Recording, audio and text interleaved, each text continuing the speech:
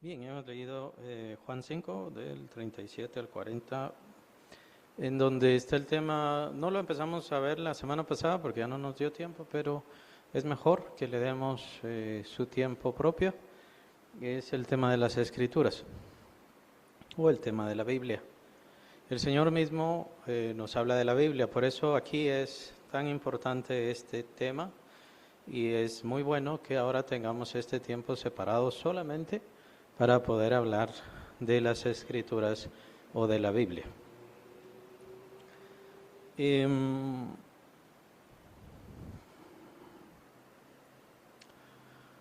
Digámoslo así, ¿por qué es tan importante que Jesús nos hable de la Biblia? Sí, ahora digamos, lo que yo quería era que asociáramos la importancia de la Biblia con Cristo, es decir, ¿qué está diciendo Jesús de la Biblia?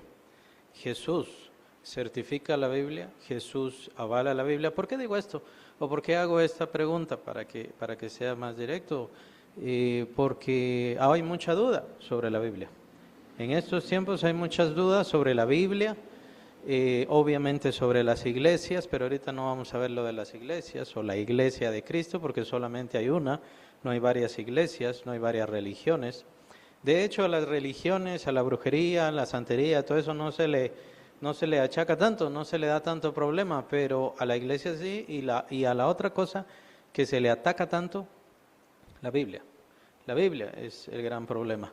Que la Biblia tiene no sé cuántos errores, que la Biblia tiene no sé cuántos problemas, que cómo puede creer uno en eso. Y aún así, ¿cómo puede creer en un Dios, uno en un Dios que permitió la esclavitud? ¿Cómo se puede creer en un Dios que permitió los castigos terribles por sea homosexualismo, lesbianismo o cualquier cosa así? ¿Cómo se puede creer en eso? Entonces, se ha atacado tanto la Biblia y por supuesto también los que deberían defenderla, diría yo así, no la defienden. Los máximos exponentes del el evangelio moderno, pongámoslo de esa manera, aquellos que son más populares, ya los conocemos, aquellos que son más, que llaman más la atención, que tienen mayor carisma, ellos no defienden la Biblia, más bien diría que la socavan. Entonces, la importancia de la Biblia a la luz de las palabras de Cristo es muy importante, porque Cristo es el centro, es decir, nosotros como evangélicos, como cristianos, más exactamente, somos cristocéntricos, es decir, nos centramos en Cristo. Nosotros no nos centramos en Pablo, no estamos siguiendo a Pablo, no estamos siguiendo a Pedro, estamos siguiendo a Jesús, estamos siguiendo a Jesucristo, estamos siguiendo al Señor Jesús. Y por eso le damos tanta importancia a los evangelios, debido a que es el único testimonio genuino, fiel, de precisamente Cristo, su vida, su ministerio y por supuesto sus palabras. Entonces, atacar la Biblia tendríamos que estar atacando el testimonio de Cristo. Uno no puede creer en Cristo y no creer en la Biblia. Uno no puede decir yo creo en Jesús, tal vez tiene en su mente la idea de Jesús, pero es otra cosa lo que dice la Biblia.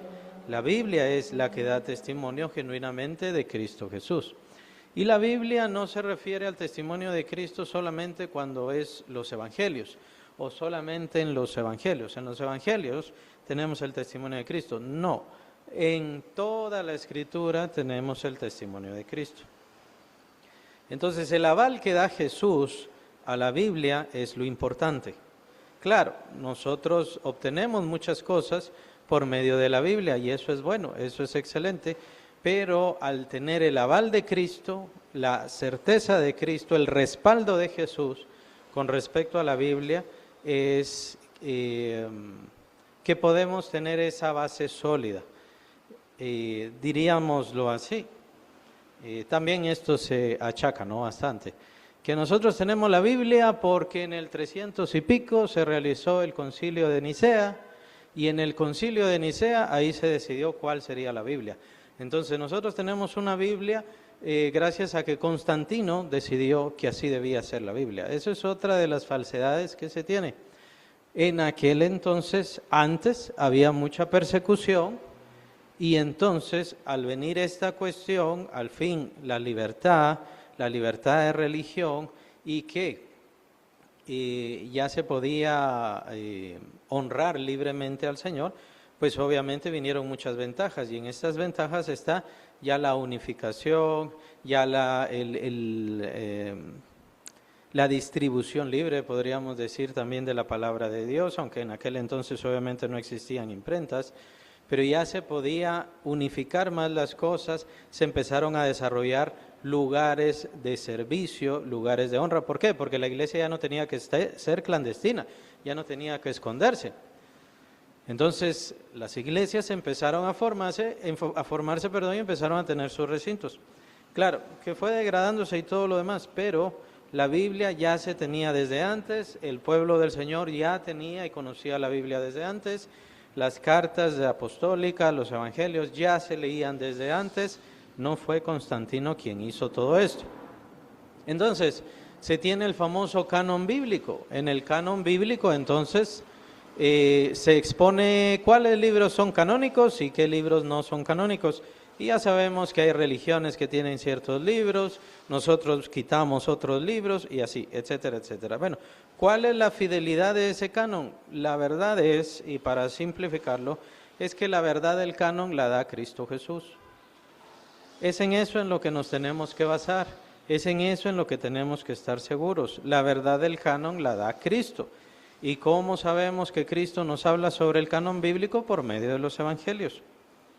En este mismo pasaje, más adelante, no lo vamos a leer ahora, pero más adelante, el Señor Jesús habla de Moisés. Jesús habla de Moisés y dice, Moisés habló de mí. Bueno, si quieren mejor lo veamos. Está en el versículo 45, porque si creyeres a Moisés me creeríais a mí, porque de mí escribió él. Versículo 46 del mismo capítulo. Entonces, Jesús mismo ahí está diciendo, Moisés escribió de mí. ¿Y eso qué quiere decir? Que Jesús está certificando y avalando a Moisés como palabra verdadera de Dios, como palabra genuina, canónica, si queremos verlo así. O sea, no necesitamos que las escuelas de estos o las opiniones de aquellos, o de hecho hay teólogos que rechazan muchas cartas paulinas, porque en su mente pareciera como que no fue Pablo quien las escribió, pero en realidad no necesitamos todo eso.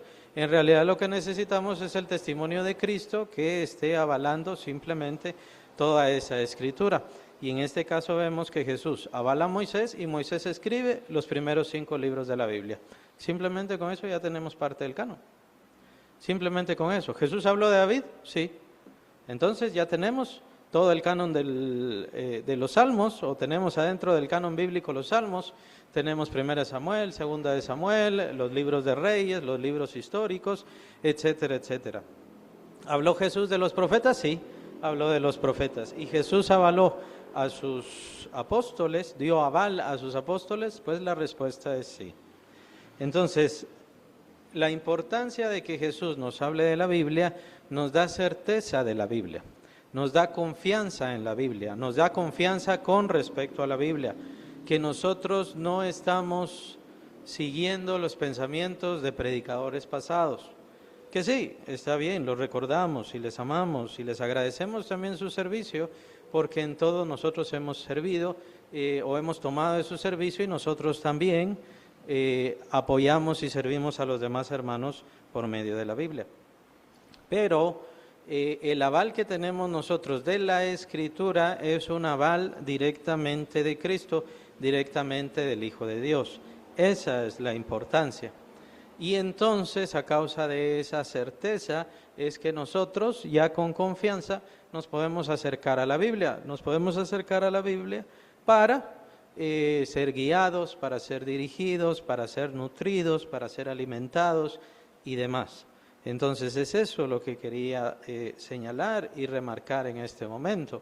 El aval bíblico lo da Cristo Jesús, el Hijo de Dios.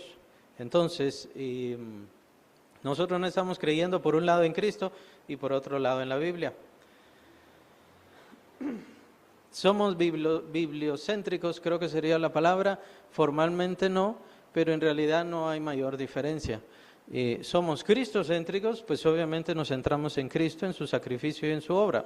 Pero la única forma que tenemos para saber y conocer la obra de Cristo Jesús sobre la tierra y qué fue lo que hizo Cristo sobre nosotros o por nosotros, la única forma es la Biblia, no existe ninguna otra forma. Entonces, no debemos tanto separar una cosa de la otra, pero sí debemos remarcar. La Biblia no debemos creerla en una forma dogmática y solamente como que es la palabra de Dios, y debido a que es la palabra de Dios no tiene errores. Tomen en cuenta que es la palabra de Dios, pero fue dada a hombres. La palabra de Dios fue dada a hombres, fue confiada a hombres. Entonces Dios está confiando, aunque los hombres son imperfectos. Entonces, pueden darse errores de traducción a lo largo de los siglos, pueden darse errores de ciertos complementos, ciertas formas fonéticas. Los idiomas son bastante complicados, especialmente el hebreo, y entonces se puede confiar o no confiar. Vean, los errores que pueden estar en la Biblia son nada más de traducción del lenguaje y de ciertas formas de palabras a lo largo de los siglos que tienen que ver con los hombres. Entonces son errores humanos, no son errores divinos, son errores humanos. Y que Dios también tiene que hablar y que tiene que tratar las situaciones humanas de ese tiempo, en esa situación. Básicamente es la misma historia. Un ejemplo claro de esto es como cuando Moisés le manda a los israelitas: cuando vayan a hacer su necesidad, o cuando tengan deseo de hacer su necesidad, entonces salgan y lleven una estaca. Lleven una estaca, entonces hacen un hoyo, escarban y entonces ahí hacen su necesidad y lo cubren. Y la ley dice: porque yo, dice el Señor, porque yo ando en medio del campamento. Entonces, esto tiene que estar bien, esto tiene que estar limpio. Sabemos que es una ley sanitaria. Sabemos que es una ley de cuidado higiénico. Por supuesto, estaban en el desierto, no había agua y demás. Entonces ellos tenían que tener esos cuidados. Pero Dios dice: yo ando cerca de ustedes, así que tengan cuidado con este lugar en donde nosotros todos estamos. Ahora, si seguimos esa forma de forma dogmática, si seguimos esa ley de forma dogmática, todos tenemos que andar con estacas. Sería pecado tener sanitarios. Es ilógico, ¿no? Entonces Dios trata las cosas en ese tiempo. Por eso es que también habla de la esclavitud.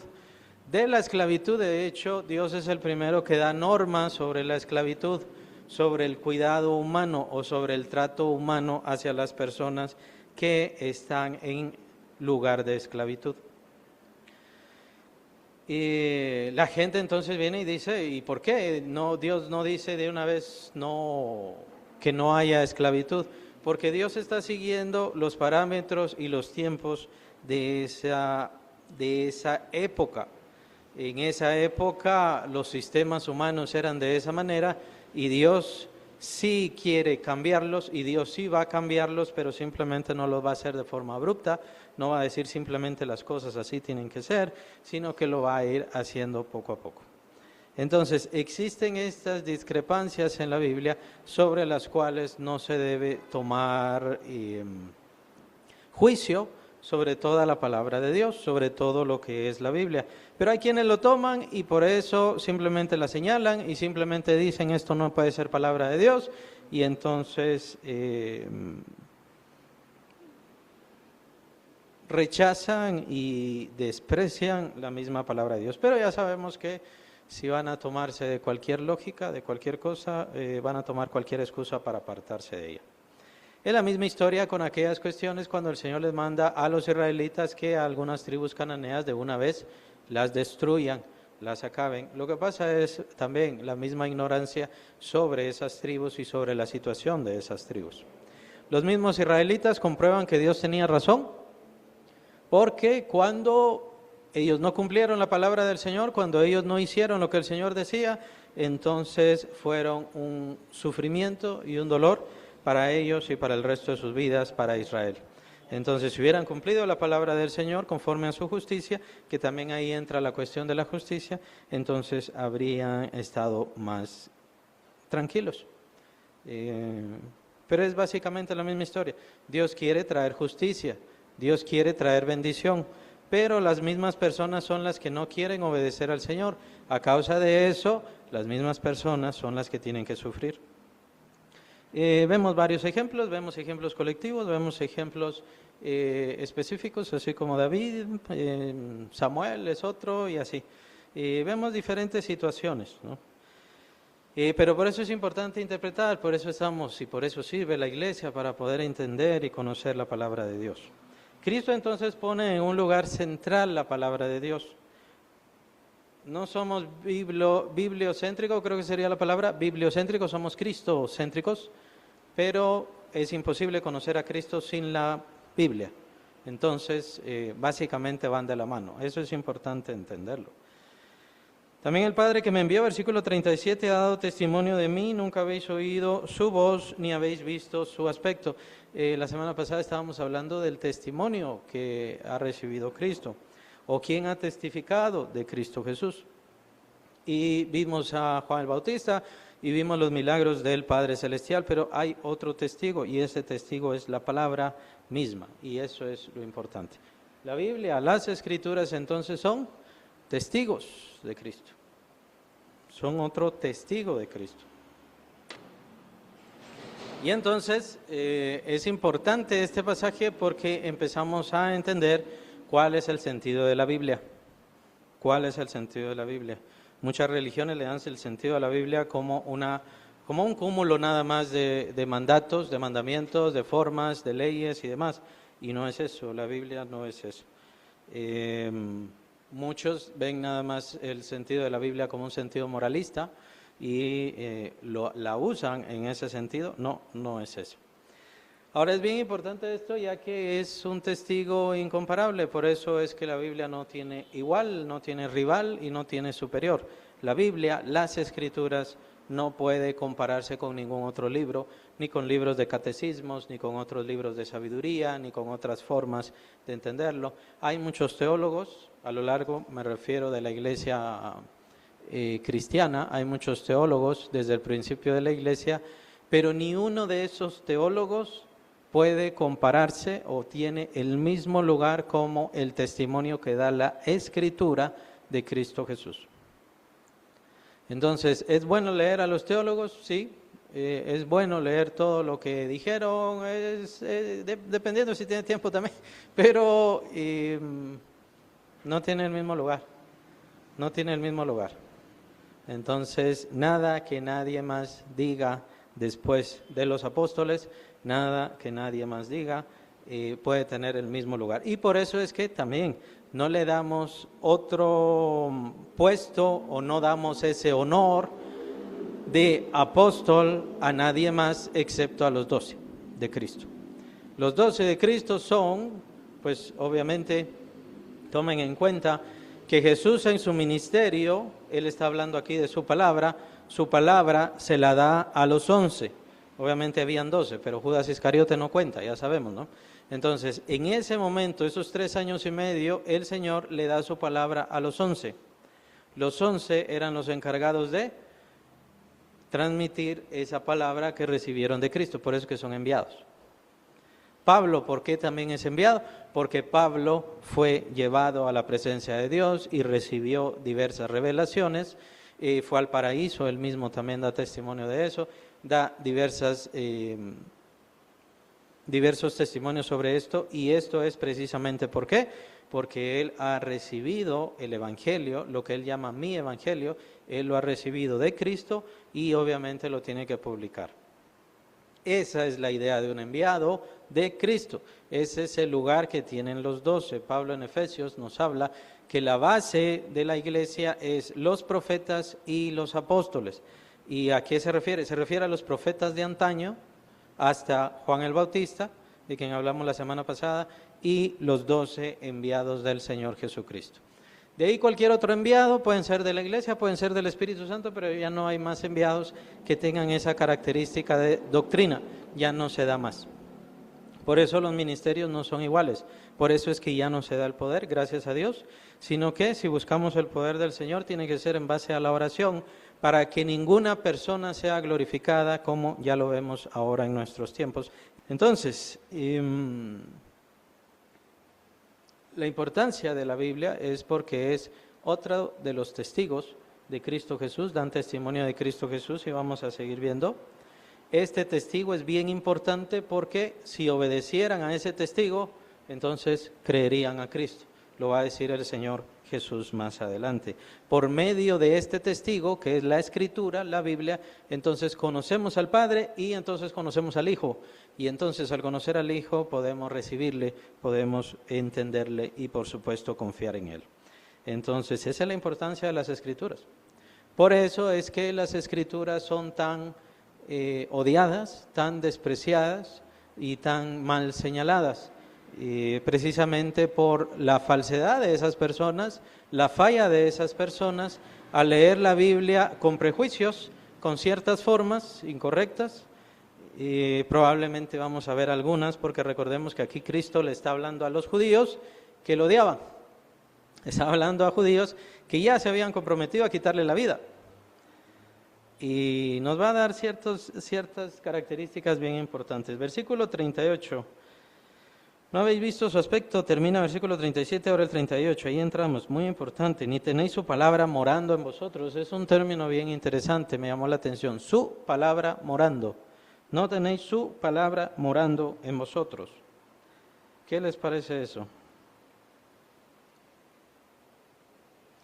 La conclusión por la cual Jesús dice, ustedes no tienen su palabra morando en ustedes es, lo dice el mismo versículo, porque a quien Él envió, vosotros no creéis. A quien Él envió, vosotros no creéis. Entonces eso es lo que tenemos que entender, de qué trata ahí. En primer lugar, su palabra. Tiene sentido de propiedad, ¿no? Su palabra. ¿Palabra de quién? Palabra del Padre. Es la gran diferencia. Otros libros, otras formas, bueno, puede venir del doctor tal, del fulano tal, del gran instruido, lo que sea, pero no viene del Padre Celestial. Del Padre Celestial solamente vienen las Escrituras. Entonces sí tiene ese lugar importantísimo. Para Cristo Jesús, por eso es que señalaba desde el principio, es la autoridad de Cristo que está aquí. Entonces yo necesito leer a tales eruditos, necesito leer a tales, lo que puede leer a los que quiera, pero lo que necesita, y creo que el problema que tiene es que no comprende qué es la Biblia. No ha entendido qué es la Biblia y por eso le está costando tener fe. Y de hecho, de ahí vienen los problemas, por eso el versículo 38 es importantísimo. Como su palabra no está morando en ustedes, entonces por eso es que no creen, no tienen fe. La misma palabra es la que nos da la fe. Eso es otra cosa muy importante.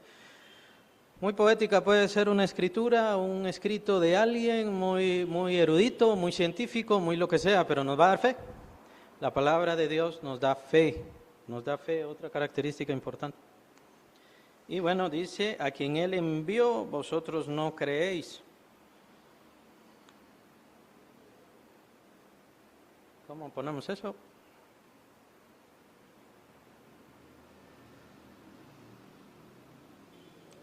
¿Será el mensaje principal de la Biblia? ¿Cuál les parece el mensaje principal de la Biblia? Perdón, hablemos del Antiguo Testamento, de lo que llamamos Antiguo Testamento. Los judíos se ofenden de que se les diga Antiguo Testamento, es un poco extraño, ¿no? Pero sí, es Antiguo Testamento. ¿Cuál es el mensaje central del Antiguo Testamento? Sí, pero solo, Señor Jesús. Venía dirigido a los antiguos israelitas y que, ya vemos, es palabra de Dios, la palabra del Padre. ¿Qué les estaba diciendo el Padre a esos israelitas antiguos? Ahora, esa es la conclusión que hace Jesús sobre ellos, sobre los israelitas, sobre los judíos que estaban ahí, que ya sabemos, versículo 18, se dispusieron o ya decidieron que le iban a quitar la vida. Entonces es eso la conclusión que Jesús sobre ellos. Ahorita no hemos entrado a eso. ¿Cuál es el mensaje del Antiguo Testamento, según este versículo, para los israelitas de antaño? Tiene que ver con lo que dice hermana Marta, solo que no es... Y sí, tiene razón, obviamente el pecado y todo, toda la historia está ahí, sí, pero el punto central, que está ahí en el versículo 38. ¿Será que no lograron entender el mensaje central? El punto central.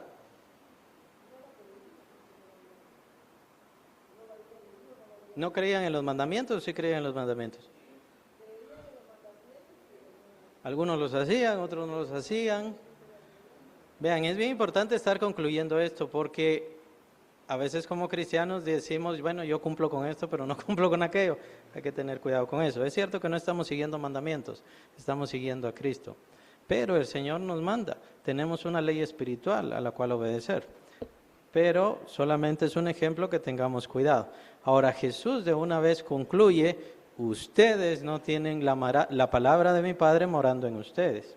También tenemos el caso y la cuestión con esto del morar, de que los judíos, especialmente los fariseos y todas esas facciones, ¿no? Ya sabemos, que estaban ahí, que eran muy religiosas, estos dejaron por un lado la palabra, dejaron por un lado la ley, dijeron que sí o decían que sí, la seguían y todo, pero entonces ya se quedaban con lo que era la tradición de los ancianos, la tradición de los padres, la tradición de los antiguos.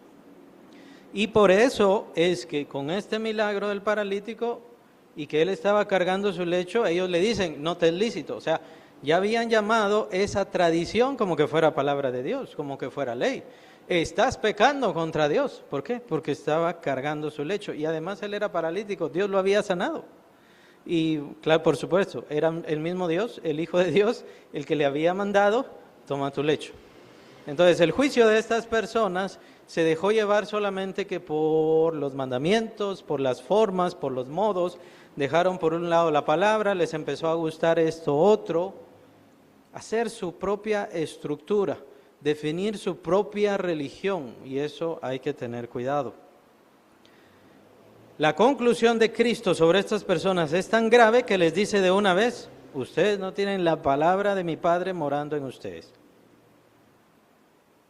Y por un lado, claro, no creyeron en mí, yo ya estoy aquí, pero es que no tienen la palabra de mi Padre porque no han entendido el mensaje central de la palabra.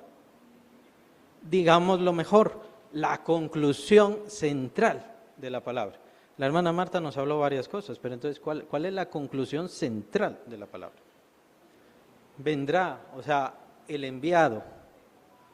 Ese es el mensaje central del Antiguo Testamento, ¿verdad? Pero viene uno, desde el principio. ¿Cuál es la primera profecía? La sabemos todos, ¿no? De la simiente de la mujer. ¿Se recuerdan? Vendrá uno que herirá en la cabeza a la serpiente le herirá en el carcañal. ¿Se recuerdan? Entonces desde ahí empieza, es una promesa de voy a enviar a alguien bien. Lo que mencionaba la hermana Marta de que es necesario entonces diferentes cosas, los sacrificios dan testimonio de Jesús. De hecho, Dios nunca recibió formalmente un sacrificio, lo recibe momentáneamente o lo recibe por la fe de la persona, pero en realidad todos los sacrificios desde Abel, ¿no? Que es el primer sacrificio, aunque de seguro Adán hizo también, pero el primer sacrificio, desde ahí todos hablaban de Cristo Jesús, todos eran señal, símbolo de Cristo Jesús. Me puedo comunicar con Dios y puedo invocar a Dios solamente mediante sacrificio. Puedo obtener perdón solamente mediante sacrificio. Puedo tener paz con Dios solamente mediante sacrificio. Puedo honrar a Dios solamente mediante sacrificio. ¿De qué hablaba eso? Del sacrificio de Cristo. Siempre estaría hablando del sacrificio de Cristo. De hecho, ahí ya estaríamos tomando a Moisés, que más adelante vimos ese versículo que está más adelante, ya casi terminando su discurso el Señor en el 46. Moisés entonces habla sobre los sacrificios y tenemos que entender que se refería a que el ser humano, Dios le había dado al ser humano una ley para que la cumpliera. Y Dios sabía que no la iba a poder cumplir, que era incapaz de cumplirla. Entonces, por eso deja, ¿qué? El medio del sacrificio. En ese momento era el sacrificio temporal. ¿Por qué? Porque aún así era un sacrificio imperfecto. No había venido la justificación. Entonces siempre fue una esperanza. Siempre fue una esperanza. Todas las promesas que el Señor le da a Abraham, en tu descendencia serán benditas todas las familias de la tierra, pues obviamente ¿a quién se refiere? Se refiere a Cristo Jesús. Por medio de Él entonces vendrá la justificación, no solamente para el Israel antiguo, no solamente para el Israel de sangre, por así decirlo, sino para todo ser humano que quiera recibir a Cristo y que quiera refugiarse en Cristo Jesús. De esto ya dan testimonio las Escrituras. Para que el cristiano comprenda por qué vino Cristo, para qué vino Cristo, cuál era su necesidad, tendría que conocer el Antiguo Testamento. No solo leerlo, tendría que conocerlo. Por eso es que hay que entender el sentido del Antiguo Testamento, porque los judíos a quienes Jesús les estaba hablando en ese momento no lo comprendían. Y como no comprendían el Antiguo Testamento, vean la conclusión tan interesante, como no entendían de qué se trataba el Antiguo Testamento, cuál era el fin del Antiguo Testamento, el verdadero mensaje, por eso no comprendieron a Cristo. Más adelante en el capítulo 6 vamos a entrar al dilema de la sangre y de la carne del Señor Jesucristo, que se ha malinterpretado, malentendido bastante, y pues precisamente tiene que ver con esto, tiene que ver con la comprensión genuina de las Escrituras. ¿Cuál es el mensaje del Antiguo Testamento? El mensaje del Antiguo Testamento era que Dios les estaba diciendo: es necesaria la justificación, es necesario que sean limpios de pecado, es necesario que vivan de forma santa, pero estas cosas no las hacen ustedes, en realidad las tengo que hacer yo o las voy a hacer yo. Eso es lo que yo les estoy avisando. Lo voy a hacer yo y por eso es que viene alguien al cual ustedes llaman Mesías, pero no comprenden genuinamente de qué se trata toda su misión. Pero solamente se trata de oírle, solamente se trata de saber qué es lo que está haciendo. Entonces, ese es el fin de la Biblia. Ese es el fin de la Biblia. Conocer a Cristo, conocer su obra, que entendamos cuál es la razón por la cual Él viene. La Biblia no es un libro mágico que de una vez no tenga algún error o le falta alguna tilde o alguna cosa así. No se trata de eso. Hay variantes de traducciones, variantes en idiomas, muchas dificultades en todo eso, le pueden decir, pero no son errores bíblicos y no son errores en la palabra de Dios. La palabra de Dios ha sido tratada por muchos hombres y mujeres de forma muy santa y de forma muy cuidadosa, y esto porque son cuidadosos ante la presencia misma de Dios. Entonces, su palabra está morando, entonces ya viene la conclusión más fuerte. Jesús entonces concluye: ustedes no creen en mí porque la palabra de Dios no está morando en ustedes. Es así de grave, es así de difícil. ¿Qué habían hecho ellos? Vamos a recapitular, vamos a recordar qué es lo que habían hecho los judíos entonces y que obligó que ellos no tuvieran la palabra de Dios morando en ellos. ¿No tenían la palabra de Dios? ¿No tenían el libro? Sí tenían el libro. Recordemos que los judíos crecían en la sinagoga y en la sinagoga se les enseñaba la ley de Moisés. ¿Qué pasó entonces? ¿Qué pasó entonces para que su palabra no estuviera morando en ellos? Tomemos en cuenta a los escribas, tomemos ese grupo específico. Los escribas, ese era su trabajo, estar copiando y copiando y copiando y copiando. O sea, sí la leía, la copiaba, ¿ah? ¿Pero no qué? O sea, la leía por obligación, digámoslo así. ¿Hay creyentes que leen por obligación?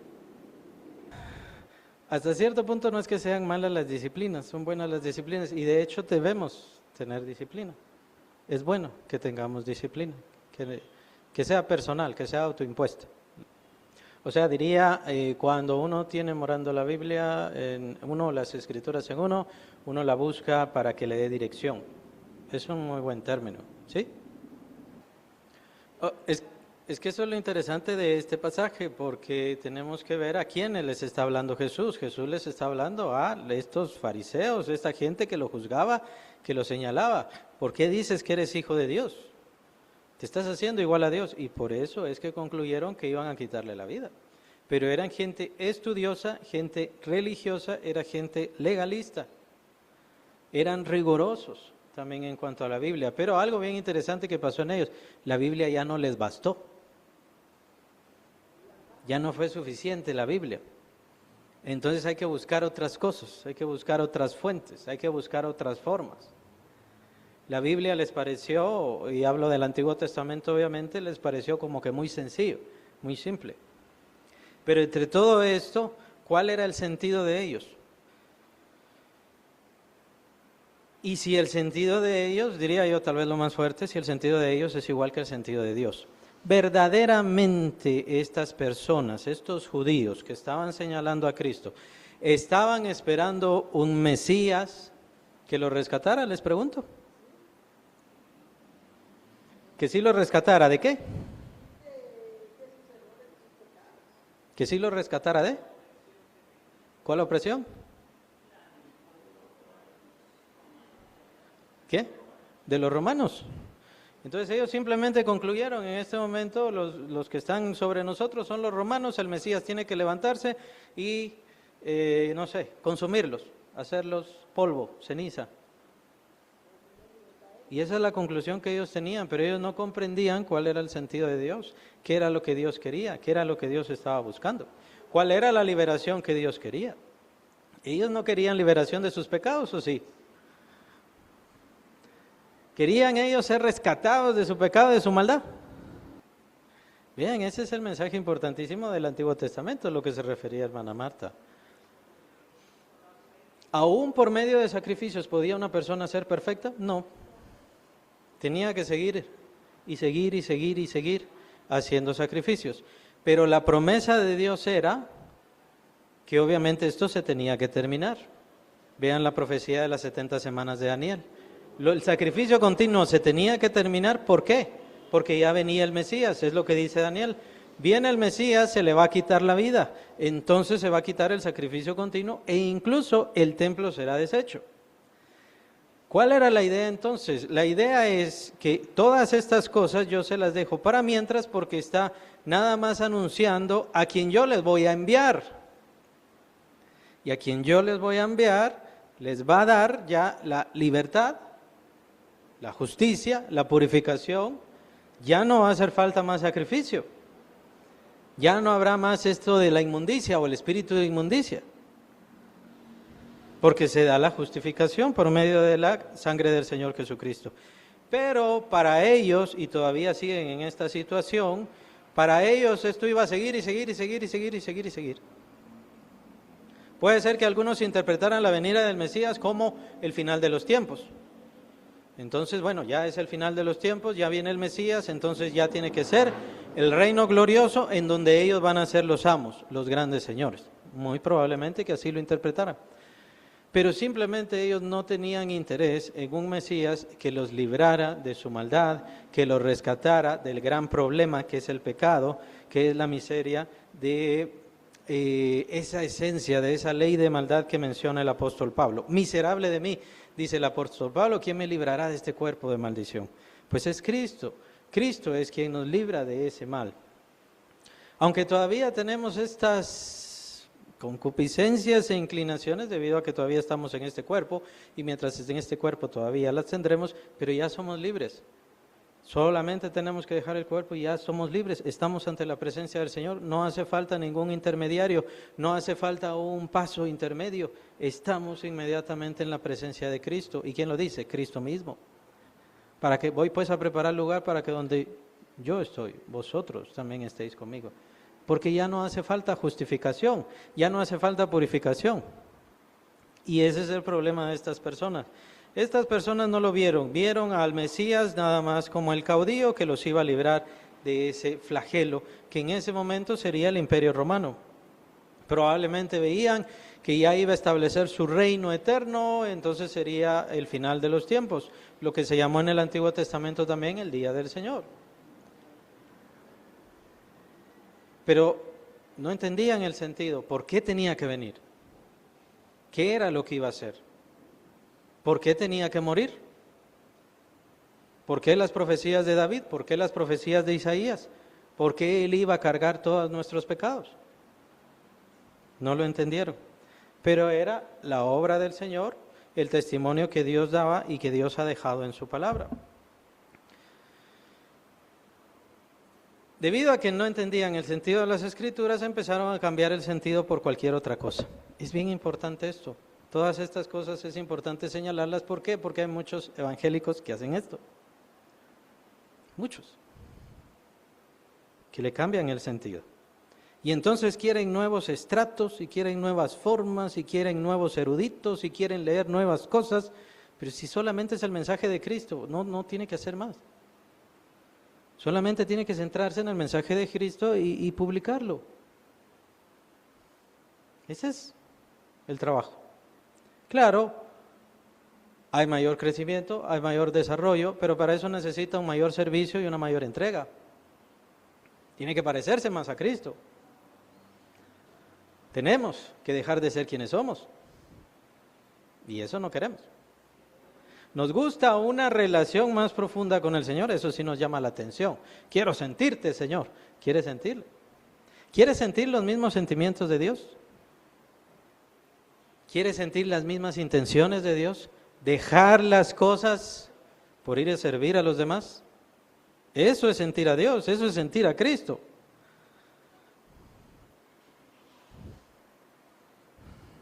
Y eso es verdadero crecimiento. Cuando yo ya no quiero ser el mayor, yo quiero ser el menor para poder servir a todos los demás. Ese es el verdadero mensaje de Cristo Jesús.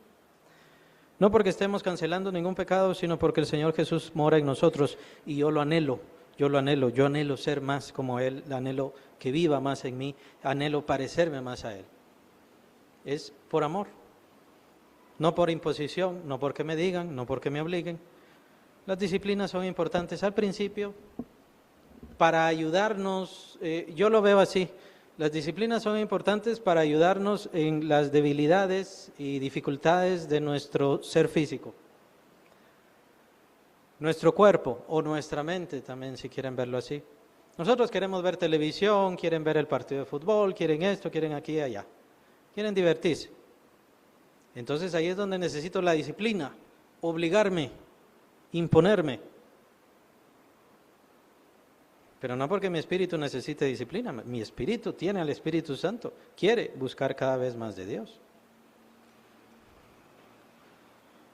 Tenemos que imponernos la disciplina para poder leer la palabra de Dios. ¿Por qué? Porque ya ni siquiera la están leyendo. Y la palabra de Dios hay que entenderla.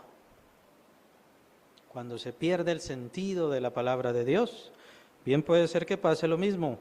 La palabra no va a estar morando en usted. La conclusión, porque al quien Él envió vosotros no creéis, o sea, Él envió la palabra para que creyeran al que Él iba a enviar, y ustedes no creyeron. ¿Por qué se salvó a Abraham? No era en sí porque era amigo de Dios, por supuesto que era amigo de Dios, pero ¿por qué se salva a Abraham? Abraham se salva porque estaba esperando la promesa. Dios le había dado una promesa, entonces tenía que esperar en esa promesa, y es lo mismo que tenían que hacer todos antes de Cristo. Nosotros tenemos una promesa, es decir, Cristo ya dio la justificación, tenemos que creer en eso, eso no es una promesa a futuro, ya está, la justificación ya está, pero nuestra salvación es a futuro, por eso es que somos salvos por esperanza. Cuando partamos de este mundo, entonces se cumplirá esa salvación. Pero no se da la salvación, no se da el que se reciba al enviado de Dios. ¿Por qué? Porque la palabra de Dios no está morando en el corazón de las personas. Y esa es la función de la iglesia, principal, diría yo. La función de la iglesia, enseñar la palabra de Dios a las personas, enseñar la palabra de Dios a los niños, adolescentes, jóvenes, a todos. Enseñarles la palabra de Dios y esperamos que la palabra de Dios more en ustedes. ¿Cómo va a morar? Evitando todo lo que hicieron estos judíos, estos fariseos, evitándolo es muy importante, seguirla de forma religiosa, hacerla de lado como que fuera poca cosa, eso es muy importante porque ahora se está haciendo mucho. La palabra de Dios es central, no es cualquier cosa, no hay que tratarla como cualquier cosa. Y sí tenemos que tomar disciplina precisamente por nuestras malas costumbres. Es más esa la función de la disciplina. Tenemos malas costumbres, entonces vamos a disciplinarnos. Ya después, cuando tenga la disciplina, entonces busque la palabra de Dios por amor, por afecto, y que la palabra de Dios more en usted. La palabra de Dios es algo vivo, algo muy importante en esto. No es una serie de formas, no es una serie de ritos, no es solamente haz esto, y aquello otro, no lo hagas, no es eso. Es la palabra de Dios, es lo que Dios quiere, es la forma como conocemos a Dios. Lo dice versículo 37, no habéis visto, nunca habéis oído su voz, ni habéis visto su aspecto. Lo único que tenemos de Dios es su palabra. Yo no puedo decir que amo a Dios si su palabra no está en mí. Y bueno, probablemente se dirá, y lo dicen mucho en el mundo, ¿no? A mí Dios me ama mucho. No, Dios es muy misericordioso. Y Dios llama. Dios hace el llamado constante. Pero otra cosa es tener su palabra morando. Su palabra morando significa que yo reconozco que Dios me ha dado esta palabra y tiene que ser mía, es lo que anhelo y es la forma como yo conozco y amo al Padre Celestial. Vamos a ver al Padre Celestial, al menos en esta vida no. Vamos a ver al Padre Celestial, al menos en esta vida no. Pero ¿qué sí tenemos? Tenemos su palabra. ¿Quién dice que ama a Dios? Tiene que amar su palabra. O no ama a Dios, por eso es que no tiene su palabra morando y por eso es que no le busca, no le agrada, no le honra y demás. Y por eso, por cierto, cuando viene el momento indicado, el momento especial, no le cree a Cristo, no cree en Cristo, no cree en el Señor. Necesita otras cosas para creer. No sé si hay preguntas o comentarios hasta acá. Tendríamos que entrar al 39, pero el 39 es importantísimo. No lo vamos a terminar ahorita. Tal vez solo la primera frase. Aprovechando que no hay preguntas y comentarios. Escudriñad las Escrituras. ¿Qué es eso? Escudriñad las Escrituras. Buscar. Cada quien tiene su definición, ¿no? Cada quien tiene su término. Mi término personal es escarbar. Ese es el término que yo le doy, yo personalmente. Estar escarbando, estar buscando, estar perseverando. ¿Qué es lo que quiere decirme Dios? ¿Qué es lo que quiere mostrarme Dios? ¿Qué es lo que quiere Dios hacerme entender por medio de la palabra? Y la gran pregunta es si estamos escudriñando. ¿O solo la leemos? ¿Somos oidores olvidadizos? Así lo menciona Santiago. ¿Somos oidores olvidadizos? Vemos la palabra de Dios. Santiago es bien interesante porque él usa la figura de un espejo. El único espejo que tenemos es la palabra de Dios. Si usted no ve la palabra de Dios, si usted no lee la palabra de Dios, usted no tiene el espejo de Dios para poder ver su alma y su condición y su situación.